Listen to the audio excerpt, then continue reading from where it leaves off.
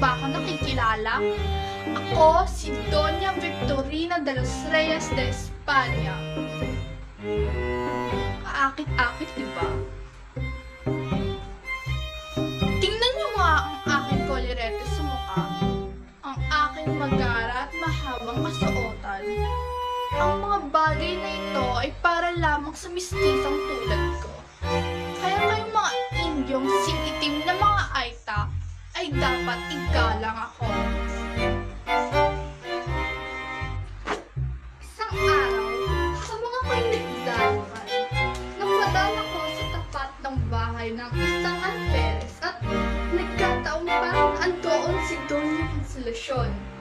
Abay, bigla namang sumimangap dumura sa harap ko. Walang modo! Que horror no si pueden! Ako ang tunay na dugong Espanya.